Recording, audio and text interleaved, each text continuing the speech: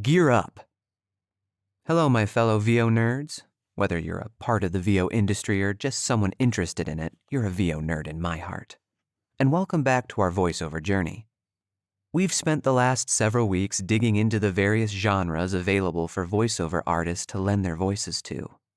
With that foundation laid, it's time for something new. Where do we go from here? Now that we have a decent overview of the territory that lies before us, I thought it would be worth spending some time examining the equipment needed to be successful in a VO career. So, for all my tech friends out there, this one's for you. Disclaimer 1. I am not a tech expert, so I won't be going too in-depth regarding the technical specs of the following equipment. Disclaimer 2. As you know by now, I'm still new to the VO game myself. While I've learned a lot about recording hardware and software since I started, and I think I can give some decent recommendations for beginners, don't just take my word for it. If you're serious about exploring VO for yourself, do some research of your own as well. I guarantee it will pay off. Disclaimer 3. None of the following brands sponsor me, nor do I receive any compensation for recommending any of their equipment. I only receive a kickback from the Amazon affiliate links. If you choose to purchase equipment through one of those links, thank you for your support. I appreciate you. If you don't, I still appreciate you, just not as much. Kidding. Now, back to your regularly scheduled blog post. Microphones. Okay, let's start with the obvious. If you're interested in voiceover, you're going to need to record your voice. Duh. If you're going to record your voice, you need a tool with which to record. Double duh. So, what are you going to use? Go ahead, choose. I'll wait. Not so duh, huh? Choosing the best mic for you can be a daunting task, especially for newbies who don't know the ins and outs about what makes a good mic or how a mic can affect the quality of your recorded audio. One question inevitably leads to an avalanche of others. What kind of mic do I choose? Does the brand matter? USB or XLR? My phone can record. Do I even need a mic at all? Spoiler alert for that last question. Yes, emphatically yes, you need a quality mic. There are two primary types of microphones used in most recording situations: condenser and dynamic mics. Condenser mics are ideal for capturing delicate sound and high frequencies, whereas dynamic mics are better for picking up loud, strong sounds. A condenser mic is far more sensitive than a dynamic mic, meaning it can pick up a lot more detail and information from the sound it receives and translates to your DAW. More on that later. In contrast, dynamic mics don't capture as much detail in their recordings.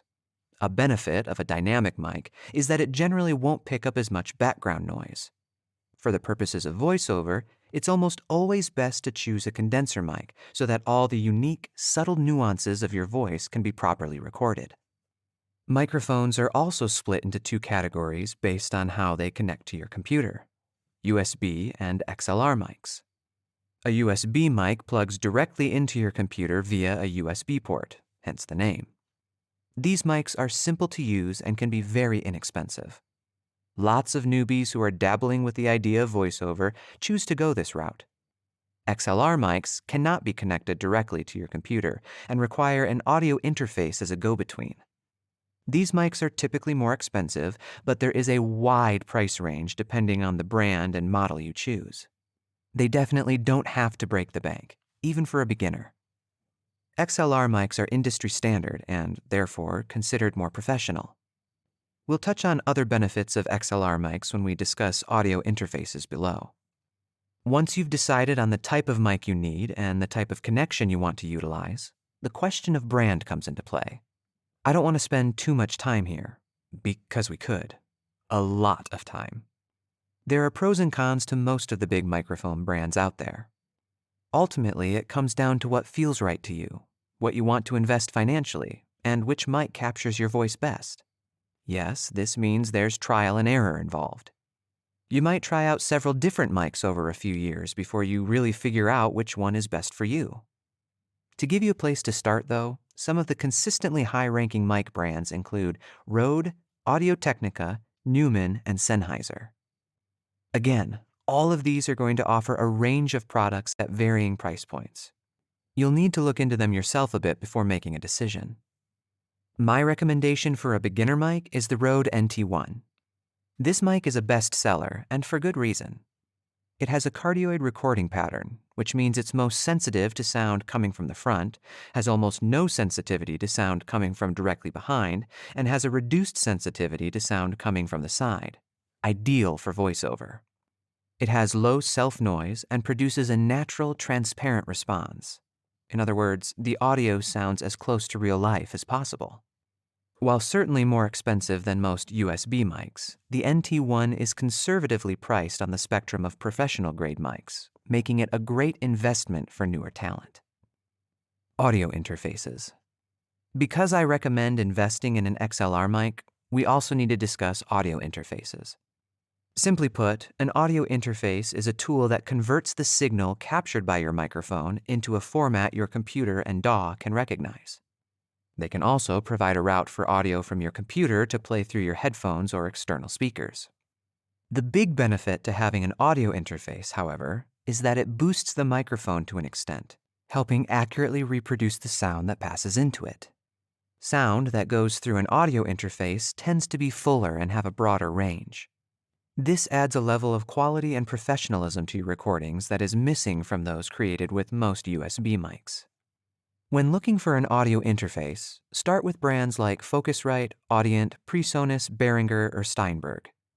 Like with microphones, all of these brands will offer a selection of interfaces at various price points. Keep in mind, when you hit the higher price threshold for interfaces, you're mostly paying for added inputs. For voiceover, you likely won't need more than 1 or 2 inputs since you mostly record alone or sometimes with one other person. My personal recommendation is to start with Focusrite's Scarlett Solo or Scarlett 2i2 interface. The Scarlett line of interfaces are easy to set up, super user-friendly, and, in my experience, provide great audio. They're not the most inexpensive on the list, but they are more affordable than a lot of the other options, making them another great investment for new voice talent serious about being more than a hobbyist. Digital Audio Workstation, or DAW. Once you've got your mic and your interface, you're going to need software to record into so that you can edit and manipulate your audio. This is where a digital audio workstation, or a DAW, comes into play. In addition to recording audio, most DAWs are capable of composing, mixing, editing, and mastering audio, allowing users to mix multiple recorded tracks into a final production. As far as voiceover is concerned, we tend to use a fraction of what our DAWs can do. A lot of the bells and whistles within a DAW are specifically for music production and can be completely ignored when producing voiceovers. This can make choosing a DAW a bit overwhelming. All those buttons, knobs, dials, and gauges can fry your brain at a single glance if you're not uber tech-savvy to begin with. While most DAWs all offer the same capabilities, the actual interfaces often look vastly different, further inducing anxiety in our poor little newbie hearts. No doubt, if you're new to audio recording, there will be a learning curve when using a DAW. The best thing you can do is research the options a bit, pick whichever one feels right to you, and take the time to play around on it until you're comfortable. If something doesn't seem to click, try a different one. The major players in the current realm of DAWs, at least the ones I see consistently, include Pro Tools, Adobe Audition, Reaper, Studio One, Audacity, and GarageBand. All these DAWs have their pros and cons to consider, and as I said before, you'll really need to consider what you want to be able to do and how much you want to spend when making a choice. For someone brand new to voiceover, I would, controversially, recommend Audacity as a good place to start. More experienced folks, please don't yell at me. Audacity was my first experience using a DAW, and doing any kind of audio recording editing whatsoever. It has a gentle learning curve, isn't visually bogged down with as many unneeded options, and is completely capable of producing high-quality audio.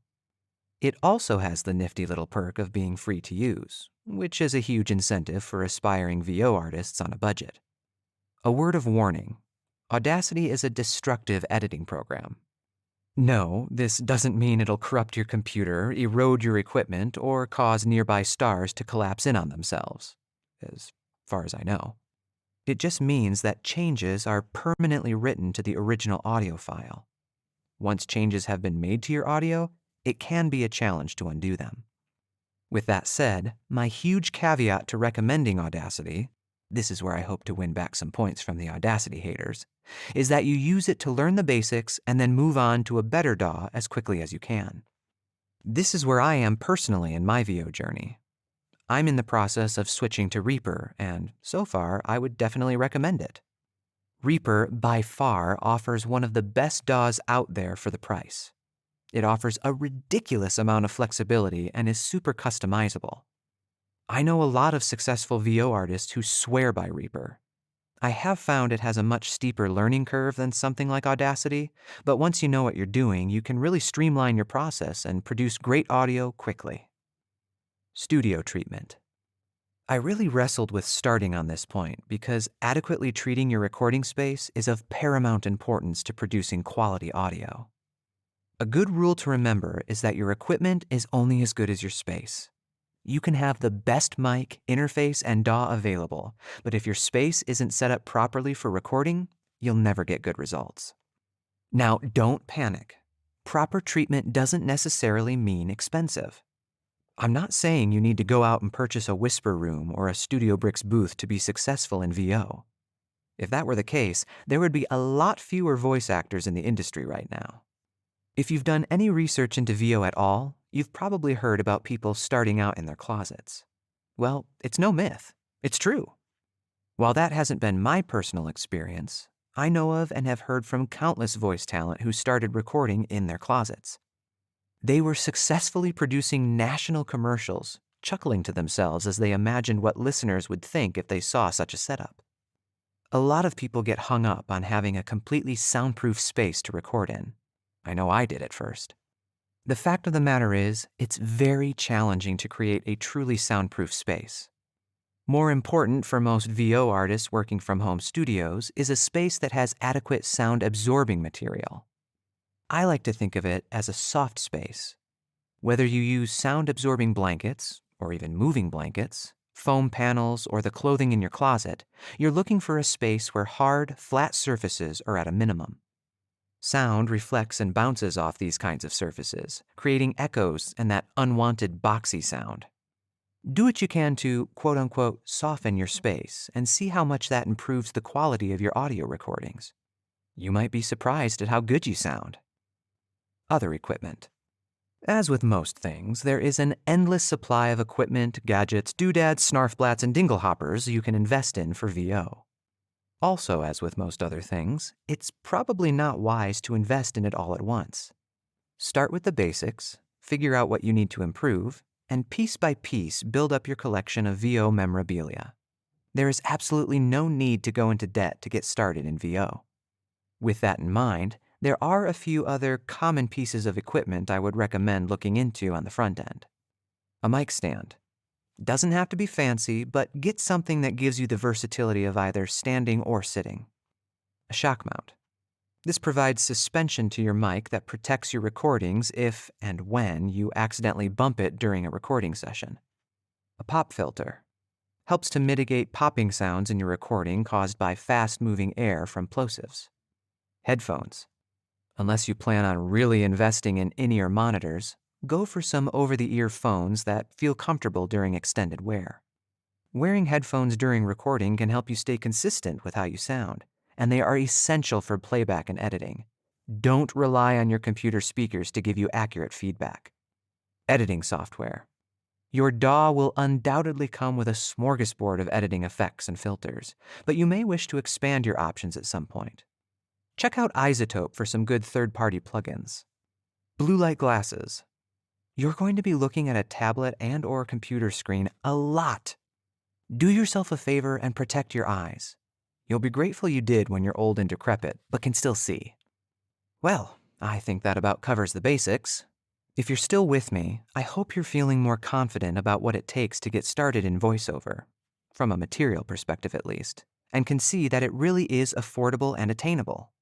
Do you have any more questions regarding recording equipment? For those already in the industry, what are your recommendations?